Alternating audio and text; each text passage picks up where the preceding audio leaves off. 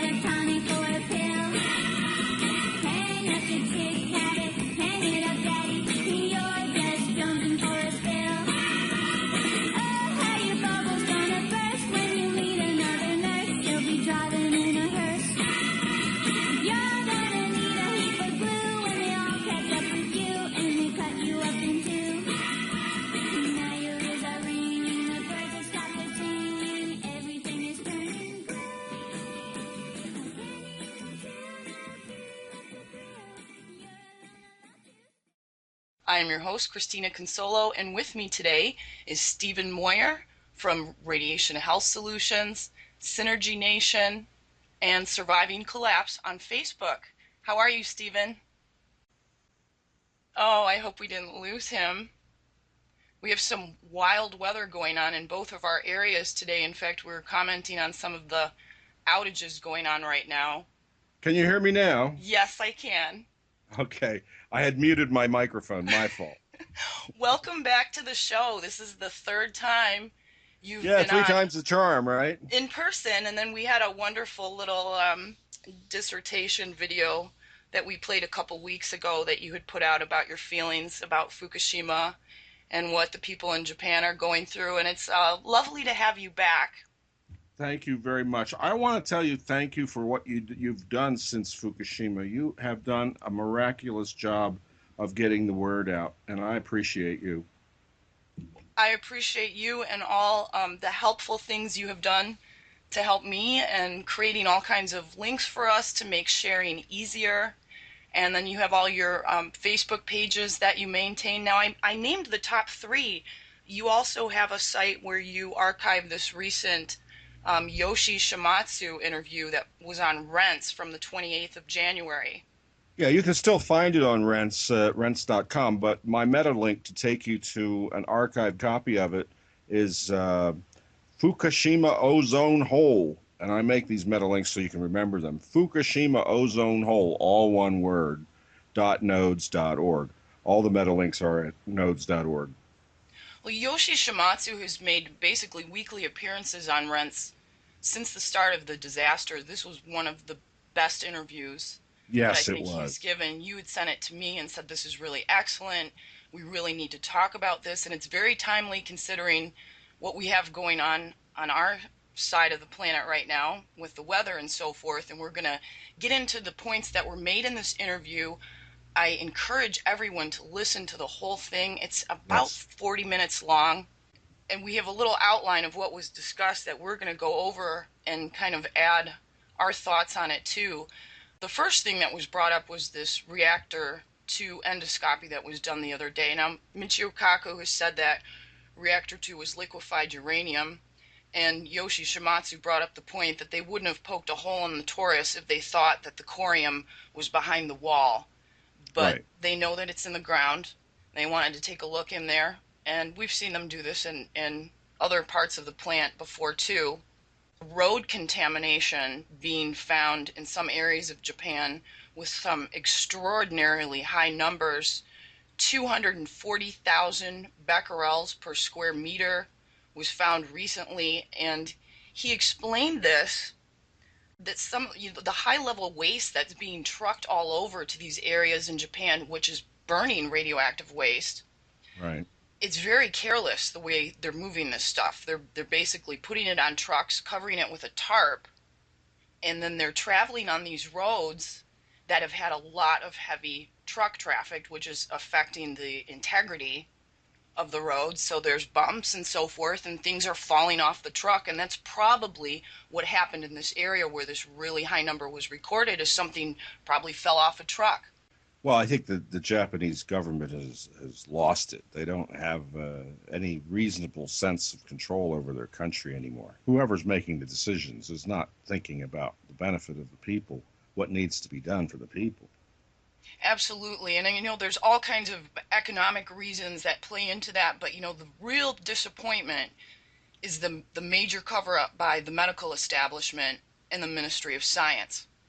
And some Yeah, I think people, the United States is in on that too, Christina. yeah, and the iodine 131, just one of the releases, is something that's ongoing, even though there's an 8-day half life. There is constant generation of radioactive iodine from waste at the plant, That's right.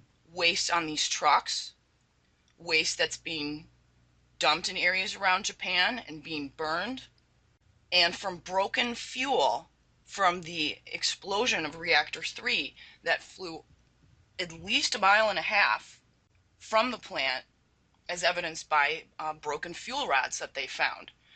That they didn't get all of that. So there's constant regeneration or constant generation of radioactive iodine, which people who live in northern Japan have been exposed to now for nearly 2 years. And this is just unprecedented.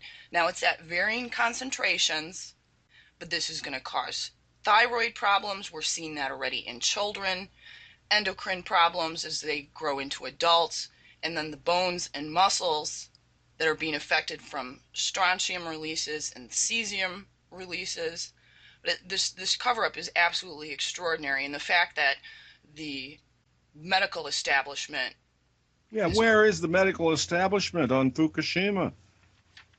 well, there are physicians that worked with people from the atomic detonations at Hiroshima and Nagasaki who've been trying to sound the alarm, but basically doctors have been told if they talk about it, they'll have funding pulled for doing research and so forth. And Fukushima University has been seeing a lot of these patients. The numbers that they're reporting are extraordinarily high. They could be even higher than Well, what we're I being read told. read somewhere that 58% of the young girls in Fukushima have thyroid Age abnormalities. 11 to 15, yes. Well, it's just 2 years after Fukushima. What's it going to be like in 5 years? This constant presence of iodine is really just unprecedented. They need to evacuate. And where's the government? I mean, what they're not looking after the people, Christina. Well, the government, this was another point that he brought up too, was they have this little conflict going on now with China over the islands.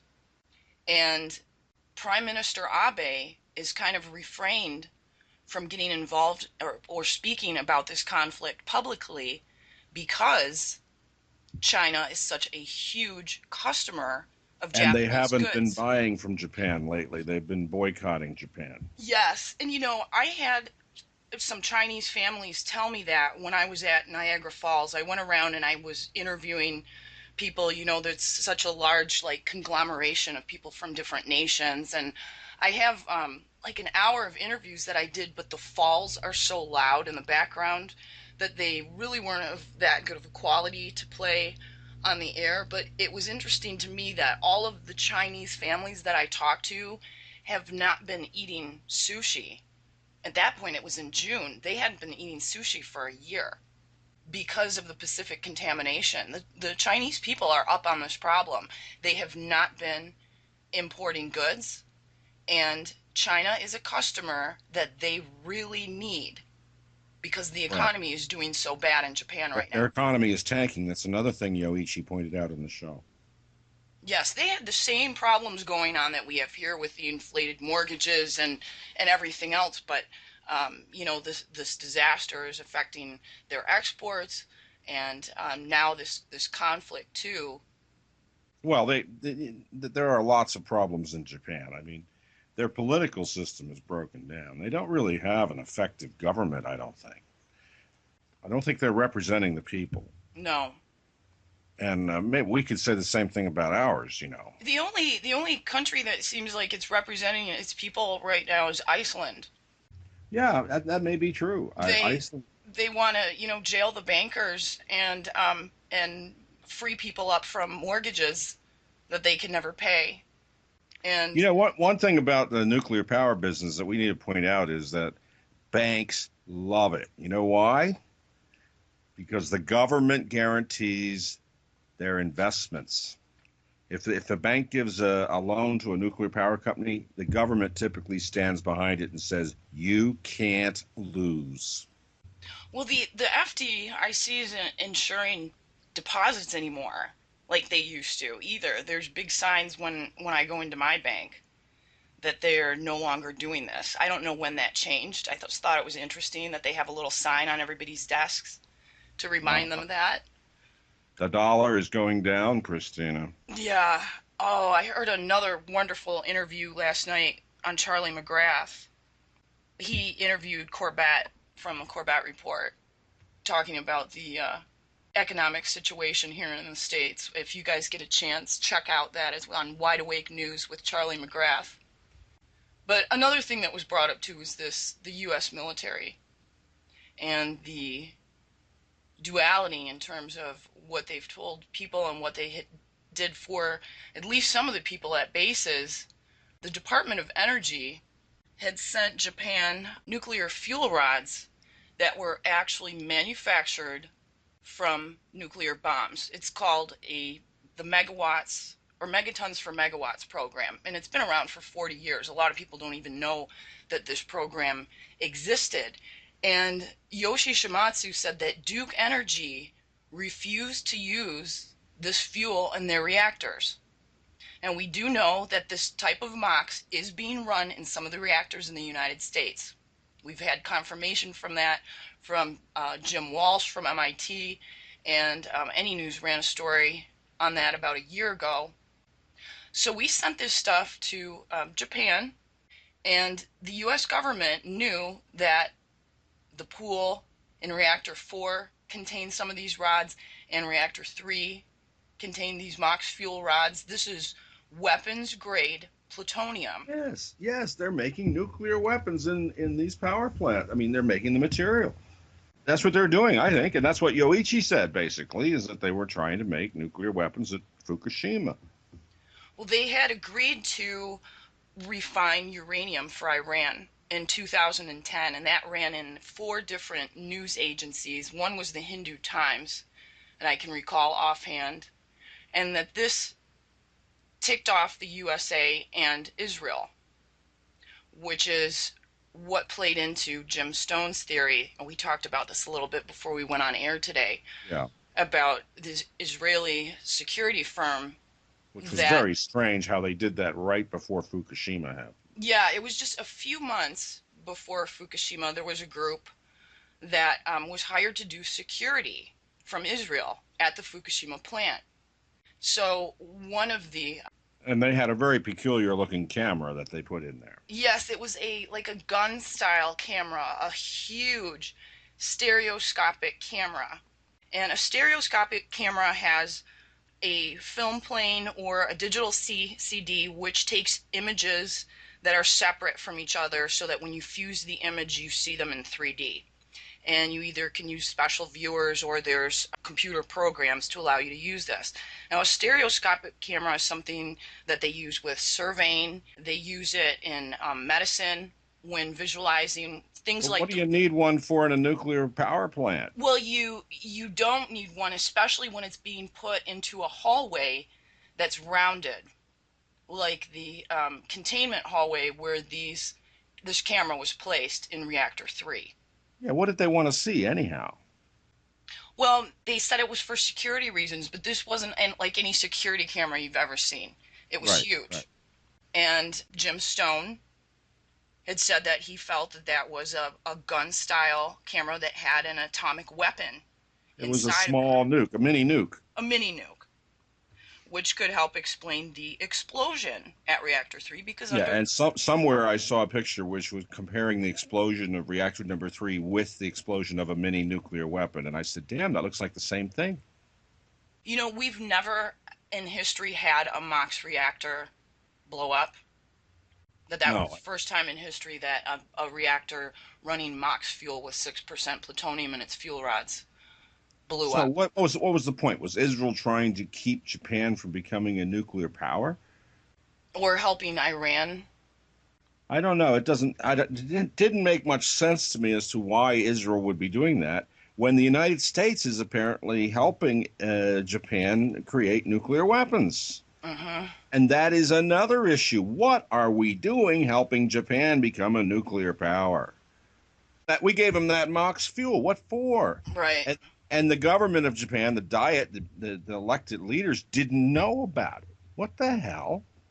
Putting plutonium into their nuclear reactors and the government's authorities don't know about it? Yeah. And the people of Japan probably didn't know about it either. Because they wouldn't have approved of it.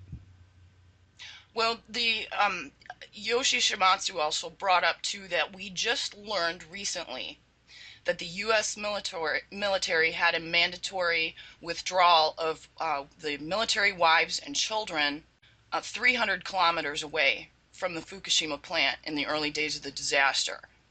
They did this because they knew there were serious releases of weapons grade plutonium at that That's site. that's the key word, weapons grade. These stories are just coming out now, 2 years later, and part of the reason for that is diplomatic face saving because the critics, that's us, all of the activists, all of the experts who have been trying to sound the alarm for this for 2 years have been so persistent that they finally are forced to release some of this information. Well, this is very serious in terms of China because Japan has a long history with China, as you know, Yes. and it's not a good history. No. So China is not going to just sit back and go, "Oh, we'll just see what happens." No, China is engaged. And one of the things China just did recently was they said that the United States government has to stop printing money. The Federal Reserve. Yes, I just read that yesterday. Oh, that's very significant because if we stop printing money, we're through. We've been living off of printed money. Federal Reserve is financing our government. And if China says the United States has to stop printing money, well, we're done. Right. Toast. Okay, so they just fired a shot across our economic bow, so to speak. Said, don't do it. And of course, what does that mean? Well, that means that China's going to take over and become world reserve currency, which they're Well, doing anyway. They're doing it anyway. Corbett and McGrath talked about this too, and how this is creating a necessity for a world currency, and that a world currency could possibly be used to postpone an economic collapse. The United States is not the only country. There are many countries in Europe that much further along in this process, and we can't afford for any country to go down because of that. And that this could be a way for them to ease us into a world currency. I don't think so. I think that whole idea has gone bunk. I think it's busted up. I think the euro is not working well. I think that the dollar is hanging in there, but not very well. We're losing. If you look at the value of the dollar compared to the euro, we are losing right now. In the past month, it's gone down, down, down. Uh, And we're printing, we have a basically unending quantitative easing now. yeah, that's right. The Federal Reserve is just pushing the print money button. And it's not, they don't actually print money, you realize. They just push buttons on computers and create it electronically. Right. And well, you can call it debt money if you want, but it doesn't really matter anymore. It's all a silly head game. The money system it doesn't work. We're not going to pay back all this debt that we owe. Who are we kidding? Right. So, what I like what Michael Hudson said. He's an economist from New York Hmm. University, I think. He said, debts that cannot be paid will not be paid. Well, and a lot of the corporations now are moving their money into offshore accounts to avoid paying taxes.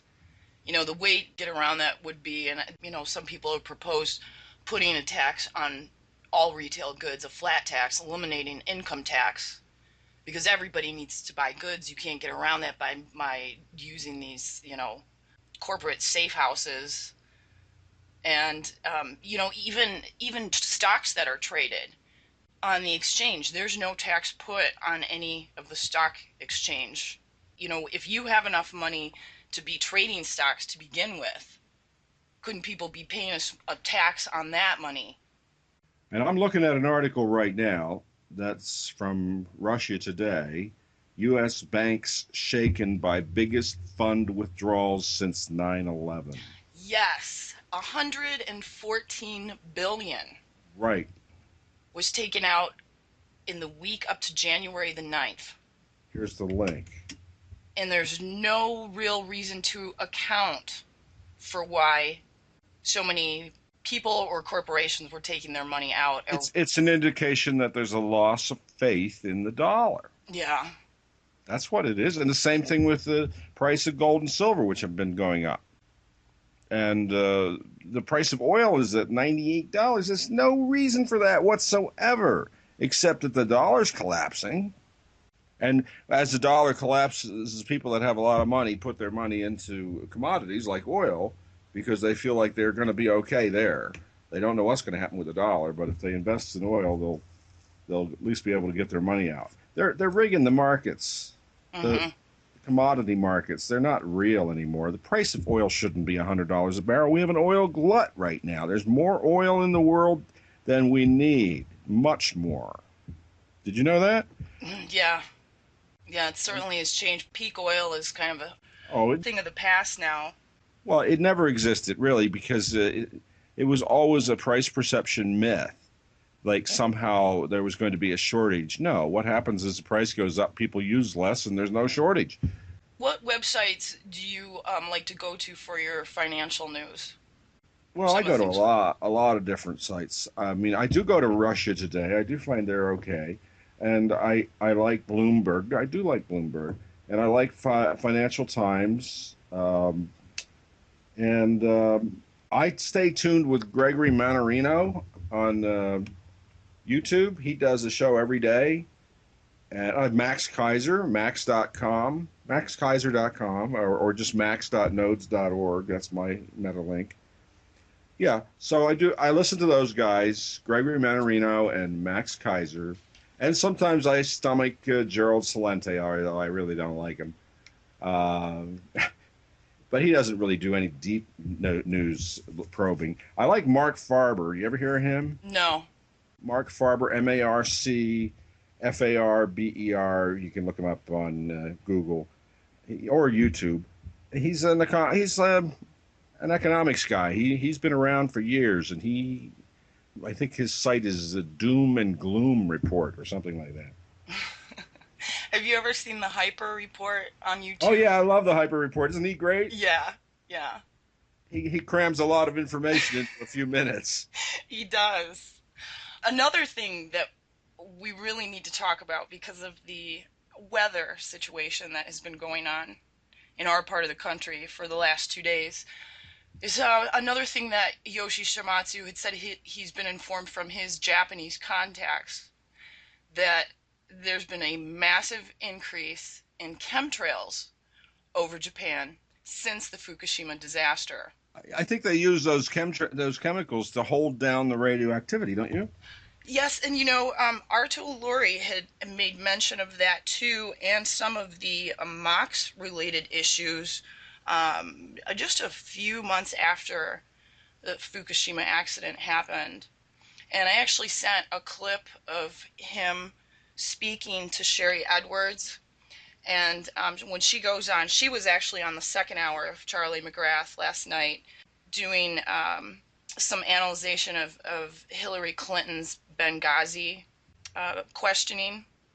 And, her machines will tell at what notes your voice is speaking, whether or not you're lying or whether or not you were prepared to say something or like coached into saying something. It was really a fascinating interview. But I had sent her Arto Lori's video where he talked about it, even though it's in Finnish. And I also sent her an excerpt from. What does she think of that? What is the conclusion on R2? I know which one you're talking about. She said that he absolutely 100% believes what he says. Wow. And in contrast, I sent her an excerpt of Jim Walsh, when I interviewed him on Nuked Radio, and she said that he's absolutely lying. He feels guilty about lying because he knows the truth. There's some guilt indicated in some of his voice patterns, but yeah, basically he was lying through the entire interview. What did he say, Jim Walsh? Jim Walsh, when I asked him about the myth of cold shutdown, his answer was, well, they're cooler than they were. That's one thing that jumps out. And also that much of what the Japanese people were feeling in terms of medical problems and sickness is probably just attributable to the stress Anxiety, yes, anxiety. of their situation. We're so anxious, yes. Oh, that's such a bunch of baloney. We really need to have education about radioactivity of the general public. I mean, my God, they don't understand that this stuff is going to be around for 500,000 years. I don't know if you saw this story yesterday on any news, Stephen.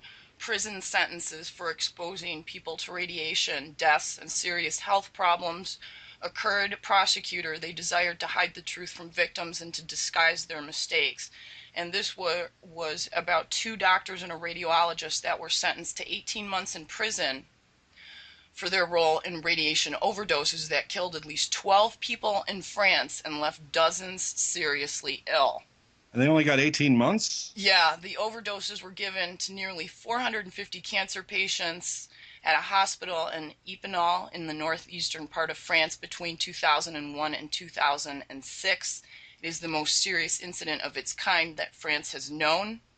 As a result of the errors, many of the affected patients suffered sexual dysfunction, serious digestive problems, urinary problems. At least 24 people treated received only 20% more radiation that was recommended due to a calibration error. And that also led to 424 other prostate cancer patients being administered with overdoses of between 8 and 10%. So that was Wow. an interesting story, and obviously it's a very small example of what needs to be done on a global scale for all of the people that are participating in this cover-up of information about Fukushima, and that includes medical personnel. Well, there's something about nuclear that just brings out the worst in people. Yeah, there is. Or brings out a lot of disinformation and a lot of false assurances that, oh, it's just kind of like what you get from the sun or from the ground or from eating a banana, and all this garbage all the time. They don't tell you is that, uranium is 1,000,000 times stronger than anything you'd ever come across in nature, unless it blew out a reactor 3. And that MOX fuel is actually 2,000,000 times stronger than anything you would ever come across This in is not nature. the kind of thing you get from the sun. It's not the same kind of radiation. Ionizing radiation. Yes, and we have a new problem now too that we were just getting into with this chemtrail subject before we got a little bit off topic, but the cosmic rays that are getting through because of ozone depletion. Yoshi Shimatsu said that WikiLeaks recently revealed that the ozone hole doubled over Right. the Arctic 4 days 3 days. after the 3/11 event. So the 15th, he said, didn't he? Yes, and that this was a causal factor 4 days. of Okay. radioactive releases from Fukushima. Now, I had never heard this, Yeah, and I apparently. and I do need to track down this document. I do want to make mention that this was what he said on Rents. I do not have verification of that. I I have thought he not. said 3 days, but it may have been 4 days. But in any case, it was right after Fukushima that the ozone hole got much bigger over the Arctic. Mm-hmm. And I do have a link on it. I Oh, think I. did you find that article? Oh yeah, Okay. Do you want to read from it? I could do that. Yeah, just give me a second here. Take it away, Stephen. Yeah, I can read from that. Let me just pull it up here. It's in my Fukushima directory. I already saved it. And by the way, everybody, if you want to use my module on Fukushima, that's JC. It stands for doesn't stand for Jesus Christ. It stands for Japan Crisis. jc.nodes.org. All right, here we go. Fukushima crisis update. how Fukushima impacted the massive ozone hole. There it is. All right. This is by Yoichi Shimatsu, and it's dated October 3rd, 2011. Here, base simplified, are the chemical reactions in the atmosphere which explain how Fukushima disaster impacted the Arctic ozone hole. There's another one down in the Antarctic, right? But this is the Arctic one. The cold winter in 2010-2011 produced dense stratospheric clouds over the Arctic, which, due to the presence of water, promoted chemical reactions with various gases to produce compounds that deplete ozone over the Arctic Circle. The Arctic ozone hole that began expanding due to the clouds radically widened in March and April, coinciding with the Fukushima disaster. The damaged Fukushima reactors and burning fuel rods released many, many tons of iodine, a highly reactive ozone-attacking agent, and xenon, which soon transformed into xenon fluoride, produced when xenon comes under UV catalysis to combine with fluorine gas in the atmosphere. Fluorine is abundant over the U.S. Pacific Northwest and Canada. The jet stream carried the iodine and newly formed xenon fluorine compounds in a northerly direction, crossing into the Arctic Circle and looping back down over Greenland, Scandinavia, and European Russia. This exactly accounts for the oblong shape and direction of the expanded ozone hole. I'll read that again. This exactly accounts for the oblong shape and direction of the expanded ozone hole. How about that? And this is from a newspaper in Japan, this article. The depletion of the Arctic ozone layer reached an unprecedented level in early 2011 and was comparable to that in the Antarctic, an international research team said Sunday. For the first time, sufficient loss occurred to reasonably be described as an Arctic ozone hole, the team said. Our results show that Arctic ozone holes are possible even with temperatures much milder than those in the Antarctic. It is harder for ozone-destroying chlorine monoxide to form in the stratosphere of the Arctic as winter temperatures are higher than in the Antarctic. But the depletion of the ozone layer over the Arctic appears to have progressed greatly this winter to spring because unusually cold temperatures from December through the end of March enhanced ozone-destroying forms of chlorine. So that's what they say. Well, this wouldn't be the first time that radiation may have affected our weather. Well, I think, yeah, that's right. And Steve and I were talking about the Flint-Worcester tornado outbreak sequence of 1953, which we've mentioned before on this show, and I think Kevin Blanche had commented on it too. The Flint, Michigan, that's close to me. Flint-Worcester tornadoes were two tornadoes, one that occurred in Flint on June 8th, 1953, and the other in Worcester, Massachusetts on June 9th. These tornadoes are among the deadliest in U.S. history and were caused by the same storm system that moved eastward across the nation. The tornadoes are also related together in the public mind because, for a brief period following the Worcester tornado, it was debated in the U.S. Congress whether recent atomic bomb testing in the upper atmosphere had caused the tornadoes.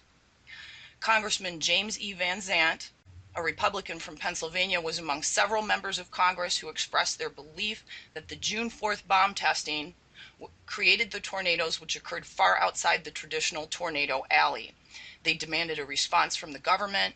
Meteorologists quickly dispelled such an assertion, and Congressman Van Zandt later retracted his statement. It was one of the most infamous storms, which was produced by a larger outbreak of severe weather that began in Nebraska, Iowa, and Wisconsin before moving across the Great Lakes and then into New York and New England. Other F3 and F4 tornadoes struck other locations in Massachusetts, Michigan, New Hampshire, and Ohio from the same storm system. And of course, Joplin comes to mind in the summer of 2011. I have storm reports from this recent outbreak that moved across the whole half of the United States in the last 2 days. In fact, my weather here less than 48 hours ago was 70 degrees Yeah. in Michigan. It's now 23, and we have a blizzard going on outside. Crazy. It's crazy.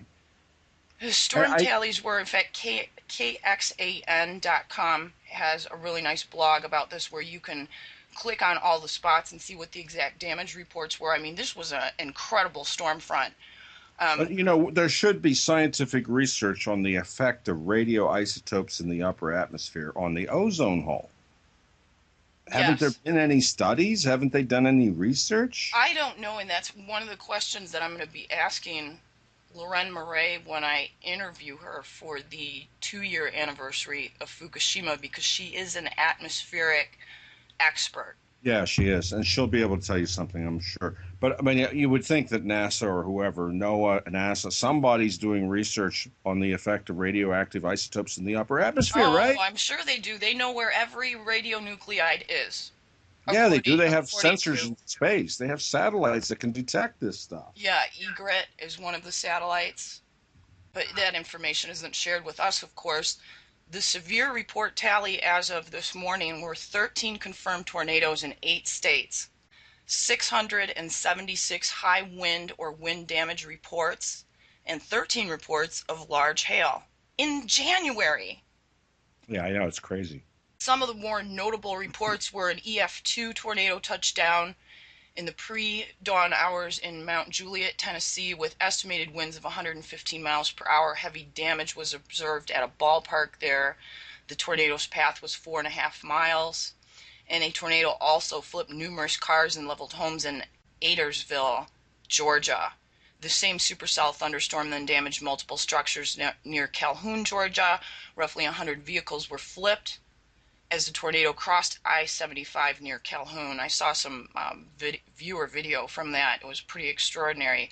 Survey teams from the National Weather Service will investigate these areas on Thursday. We had wicked winds here last night. Yes, here too. I was a And I, little concerned about us being able to connect today because my no, power went out so much yesterday. I haven't even been able to upload Tuesday's show because I had so many interruptions. well, so far so good, Christine. Yes. Well, I think what we need to do is we need to start taking another look at climate change from the perspective of radioactive substances affecting the climate, the weather. Well, especially when the scale of the radiation releases have been beyond anyone's imagination to date. Yeah, yeah, no, it's never been happening. It's never happened like this before. I don't think Chernobyl was this bad, was it? Well, I asked Loren about that again too, about her estimation. She estimates that it's 300 times the release from Chernobyl That so sounds far. about right to me. And that's based on government data and numbers. She only uses government source data. I look forward to her again. When is she going to be on I again? do too. We're going to be recording the interview possibly as early as this weekend, I really look probably forward to next hearing week. her. And yes, there are so many things that I want to ask her. And one thing that we're really going to get into also are the mutation images from this summer. In fact, I want to mention again that something she reiterated to me to mention on this show is that right now, because we're in winter and our submissions of mutation pictures from people's gardens and from produce harvest and so forth, because those are down due to the season, what she wants us to do is to put out word that people should start looking through their local news and sending us any reports of birth defects. And Oh, she yes. wants to start compiling data about that. She's already done quite a bit on her own, and she's gonna. Well, doesn't the CDC or somebody keep track of stillborns? Well, they're supposed to, but they're not releasing any data. There's Really? no excess mortality data that has been released beyond December of 2011. And What about other cancer countries? How about Canada? Do they cancer do it? statistics too. Canada? I don't know. I don't know if Canada has released any or not, but the Well, CDC is not. this is very bad. This is very bad. This is the breakdown of government. Basically, it doesn't work when it doesn't do its job and report on the condition of the atmosphere and on the health of the people. You know, Yeah. that's basic stuff that we have a right to know. As far as testing goes, and I know numerous people, even some physicians, who have tried to contact the USDA and the EPA about the air samples and about RadNet data and about testing, milk and soil and rain and all of that. The only way that I see anything is going to change is by us talking to each other. Well, I think we have to start the email engine up, Christina. We need to start sending massive quantities of email. Massive quantities of email, and what we get a lot of help from listeners of this show and from some of our pages is that they're sharing our posts with people on mainstream sources, even though they appear very infrequently in the mainstream news. Any stories about radiation, any stories about Fukushima or Japan. Well, I think we should go through the blogosphere and just get email addresses of bloggers and just tell them the truth over and over again. Every time we get something new, pass it on to 10,000 bloggers. Well, here's something that ran in Washington's blog January 28th. Government to dispose of radioactive waste by putting it in our silverware. Oh, no. That's ridiculous. The Department of Energy wants to let radioactive scrap metal back into consumer products. And you remember the tissue boxes from Bed Bath & Beyond that had high levels of cobalt 60 in them. Right. The overwhelming scientific consensus is that any amount of radiation, no matter how small, can cause cancer and other serious health effects. Current safety standards are based on the ridiculous assumption that everyone exposed is a healthy man in his 20s, and that radioactive particles ingested in the body cause no more damage than radiation hitting the outside of the body, which is completely untrue. We have to get some people together to make a really good 20-minute video on radiation. We need a documentary, and we're working on that. But I think that as far as how long somebody can pay attention, their attention span is Yeah. about 20 minutes is about as much as you can do. Yeah. What really Because YouTubes are 15 minutes typically, right? Yeah, what really motivated me about doing a documentary or encouraging others to do it, was when I saw Resonance, Beings of Frequency. It's an hour-long documentary about electromagnetic frequency and how it harms the cells in our body, and it's an absolutely wonderful documentary. There's also a great one about fracking called Gasland. I've seen that one. It's But I'll excellent. get. We got to pass these links out here. The Resonance documentary. I'm interested in that. Oh, okay, yes, I will. I'll share that link with you. Counterpunch notes that even the deregulation happy Wall Street Journal sounded shocked. They quoted, "The Department of Energy is proposing to allow the sale of tons of scrap metal from government nuclear sites as an attempt to reduce waste that critics say could lead to radiation tainted belt buckles, surgical implants, and other consumer products." That's insane. This program failed in the 80s and 90s because of Congressman Markey. And Congressman Markey writes about this recent request, the Department of Energy proposal to allow up to 14,000 metric tons of radioactive scrap metal to be recycled into consumer products is being called into question. It's a Democrat from Massachusetts, due to concerns over public health. In a letter sent to DOE head Stephen Chu, Representative Markey expressed grave concerns over the potential of these metals becoming jewelry, cutlery, or other consumer products that could exceed healthy doses of radiation without any knowledge by the consumer. The DOE made the proposal to rescind its earlier moratorium on radioactive scrap metal recycling in December of 2012.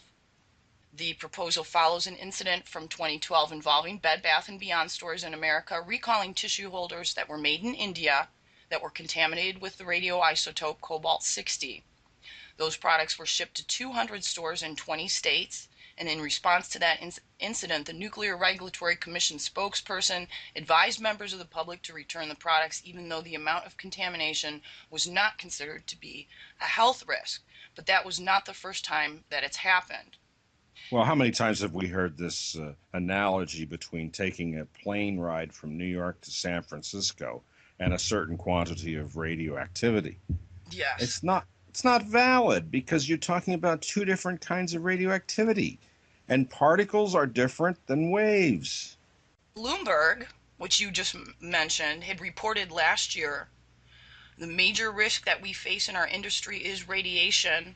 For a chief for a stainless processing, one of the world's biggest stainless steel scrap yards, said, "You can talk about security all you want, but I found weapons grade uranium in my scrap." Oh my God. Where was the security? Well, we that's another issue with the waste products of nuclear power. And, where are they going? We don't even want them. I think we don't even want them on this planet. I think we should ship them to the moon. Yes, my friend who's a retired physicist from Fermi, he said theoretically the only safe thing to do is shoot it into the sun. And then that leads, of course, to a whole bunch of other issues, like what if the rocket crashes or explodes in the upper atmosphere, and we've Well, had. that's not you don't have to use rockets to get it into space. You can make a mass driver. I think that's actually a good idea. Not so much to shoot it into the sun, but to put it on the moon, because the moon is geologically stable. You can barrel down into the moon, and you can just stick it there, and somebody can deal with it in 10,000 years. This article also states the general public basically isn't aware that they're living in a radioactive world, according to Rose Bartley, technical director for the Recycling Bureau, who said that the contamination has led to lost sales at certain stores. The tissue boxes were problematic because they were radioactive and they had to be put in radioactive disposal. Abandoned medical scanners, food processing devices, and mining equipment containing radioactive metals such as cesium-137 and cobalt-60 are picked up by scrap collectors, sold to recyclers, and melted down by foundries, and that's coming from the IAEA. Well, Can you um, imagine them using this radioactive scrap metal to like make a hip implant? it's insane. It's just It's insane. absolutely insane. It's The whole nuclear business is insane. Nobody should have nuclear weapons. What's wrong with us? What are we talking about? Iraq? Israel shouldn't have nuclear weapons. The United States shouldn't have nuclear weapons. Nobody needs nuclear weapons. If we want to kill everybody on the planet, we can do it without nuclear weapons. You know what I'm saying? We can genetically engineer a virus and kill everybody. yeah. So what? Why do you think you need nuclear weapons? It's just insanity. It is. It is. And I see that now the U.S. wants to renew talks to reduce the nuclear arsenal with Russia. So it's like a post-Cold War. Maybe they're going to, start another We have to program. stop war. War Processing doesn't work. bombs into nuclear fuel. And Duke Energy wouldn't even run that stuff in their reactors because it was too unstable. So they sent it all to Japan. That's insane. Well, it's money too. If you look at the way that TEPCO and the Japanese government have dealt with this disaster, which I will call the biggest disaster in human history, because I think it is. Do you agree? Yes. And there's a lot of other people that are starting to agree too. This came out in Any News yesterday. Journalism professor, who I believe was interviewed on Libby's nuclear hot seat. Goebbels would smile in his grave to see how the nuclear establishment has handled the Fukushima disaster. Lots around the world will die from contamination. Let me Yes, finish my thought, though. I was on a roll there. go ahead. I was saying that the way the Japanese government and TEPCO, the Tokyo Electric Power Company, have dealt with this disaster, the biggest disaster in human history, is let's make a cost-effective cleanup. In other words, cut corners and make it as cheap as you can possibly do. Hmm. Right? And hide it where you can, like in silverware. So if they can get away with dumping it in the Pacific Ocean, well, then I guess that's what we're going to do. We're going to dump it in the Pacific Ocean, and that's exactly what they're doing, right? Yeah. Oh, they're getting ready to do a big dump of all the tanks, all the processing tanks where they've been collecting the highly So my radioactive water. response to that is boycott all Japanese corporations. You have lots of reasons to do that. And you've And been saying that since the first time you were on the show almost a year ago. yeah, I keep saying it, and maybe at some point people are going to actually stop buying Japanese products, and they'll get the clue that they have to stop the nuclear stuff. I want Japan to renounce nuclear power forever, completely. And until they do so, don't buy anything from Japan. Don't buy anything from any Japanese company, even if it was made here in the USA. You gotta hit back where it counts. And they only care about money, Christina. They don't care about human life. It's obvious. Yeah. They don't care about the environment. They don't care about future generations. And we're talking about how long? 500,000 years? How many generations is that? Yeah. Well, another place that they don't seem to care at all right now, and I hate to take us away from the Fukushima discussion, but we have a lot of people that are interested in the Bayou Corn situation, which, as you know, they've stored radioactive waste in the same salt dome that is collapsing. And Mr. Comet Watch on YouTube has suggested that all of us who are calling it a sinkhole really should be referring to it as it actually is, which is a salt dome Yeah, failure that's or true. a salt dome collapse. That's true. There was a meeting Tuesday night in Assumption Parish that was very heated, and this appeared in 33 News. I haven't seen them post anything before about this problem. A community in Assumption Parish meeting got heated after Texas brine officials and representatives from its contracted companies tried to give an update to residents of Bayou Corn. We've been out of our homes for 6 months now. We are looking for some realistic answers. We are getting tired of hearing all of the technical jargon, a Bayou Corn resident shouted. People living in Bayou Corn wanted details on what Texas Brine's game plan is to get them home. Instead, they were just left with more questions. I don't trust anything that we've heard so far, said Wallace Cavalier, Bayou Corn resident. We hear the same thing over and over again. Everything is safe. They have an Yeah, there's answer. no such thing. There's no such thing. They have an answer for everything, and they really don't know anything. Mother Nature is going to have to handle this. They lie for money. Yes. That's what they're doing. Hey, we ought to mention detox while we're on the air. We only have a few minutes left. Okay. Everybody ought to be detoxing on a regular basis. You understand why? And what do you like to do? What have you worked into your daily regimen in terms Well, of detox? NaC. I use NaC and I use bentonite clay. Bentonite clay is very good, and NaC is a chemical which has been proven to remove radioactivity from the body. And where do you get the bentonite clay that you're using? Are you getting it from a health I food got it store? at a health food store in Vermont. I know Jules swears by diatomaceous earth. Oh yeah, I've heard about that. I haven't tried it yet. She made me drink some when I was on vacation with her. She mixes it into orange juice. Well, that's good. I drank some, but she gave me some. Yeah, it has it's an acquired taste, I guess you could say. But But gold might be helpful too.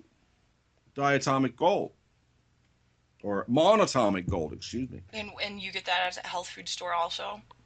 I don't know where to get it, but yeah, I saw. I had some gold flake once that somebody had, and I took a piece of the gold flake. It's in oil, and it's like foil. It's like super thin, much thinner than aluminum foil. And I just took a little piece of it and put it on a blemish on my face. You know what? It healed it. Isn't there an alcohol that has gold flakes in it? Yeah, maybe that was what it was. I mean, really. Oh, there's schnapps. What's it called? It's Schlager or something. It's a Yeah, German thing. Goldschlager. Goldschlager. Yeah, Goldschlager. It actually has like flakes of gold yeah. They floating have around real in it. gold flakes in there. That's right. That's what kind of stuff. That's the kind of stuff you can put on your face if you have a mole or a blemish or something, and just watch it. It'll heal it. I think it will. Gold is a miraculous substance, and you know the story of the Anunnaki, right? Um, somewhat. Well, that's where we came from, supposedly, is this alien race, the Anunnaki, who engineered us, genetically engineered humanity using some of their own DNA and some primitive primate DNA, like an ape or something. and they made humanity. And that would explain the missing link in our history. It's like, where do we come from? Well, there's a missing link, right? I think it explains why we accept slavery, because they bred us to be slaves. Yes. And the purpose was we were supposed to mine the gold. And that's why we did this. They made us to mine gold, and we were born to be slaves, and we still act like slaves. Why do we accept slavery? Money is slavery, right? Yes. We accept slavery, and we don't even question. It's like, oh, well, I guess it's just the way things are. Well, you know what I've noticed a lot recently, Stephen, is as I've been going through some of the mainstream news articles about some of the Sandy Hook stuff, is that when you read through the comments, even on Yahoo, people are really starting to wake up. They're not buying the bullshit anymore. They realize that the media is lying. You know what? Oh yeah, we are waking up. But then the question is, what do we do next? Right. And I think we need to get that email engine warmed up so that individuals can send thousands of emails a day. I did when I ran for the U.S. Senate in 2006, and it worked. I can't prove it, but I got a feeling in my belly that I changed the dynamics of that race by sending tons of email for a year and a half. So it isn't like you send one email and you're all done. You got to keep doing it every day, another email, Give us all your links or pages or where Well, people the way can to get find to your me info. and my stuff is just go to steve.nodes.net or steve.nodes.org or stevemoyer.us if you want the actual address. Steve Moyer, SteveMoyer. Thank you so much You're welcome. Thank you. It for was hanging good. out with me today. It was good. Thank you very, very, very much. Share love, caring, and concern for your fellow man, and stay safe. We will be back next Tuesday. And detox, detox, detox.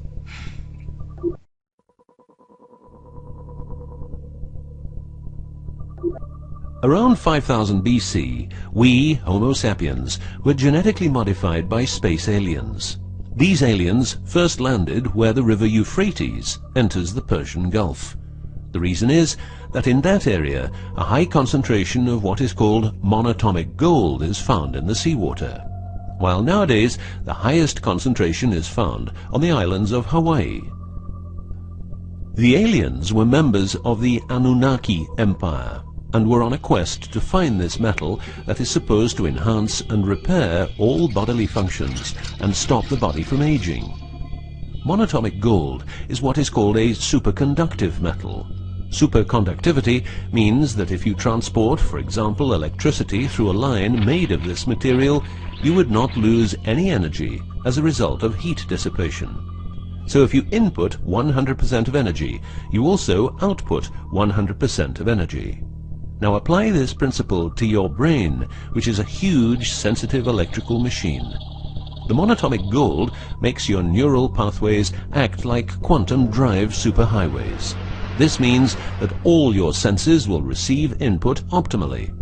In turn, these inputs will be processed optimally, and those parts of your brain you don't use will become more active, so enhancing your memory, making you better understand problems, allowing you to sense evil, detecting lies, becoming telepathic, and even being able to time travel in your mind by seeing the past or the future.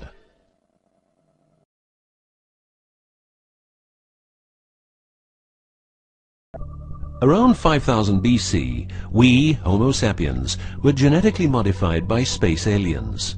These aliens first landed where the river Euphrates enters the Persian Gulf. The reason is that in that area, a high concentration of what is called monatomic gold is found in the seawater, while nowadays the highest concentration is found on the islands of Hawaii. The aliens were members of the Anunaki Empire and were on a quest to find this metal that is supposed to enhance and repair all bodily functions and stop the body from aging. Monatomic gold is what is called a superconductive metal.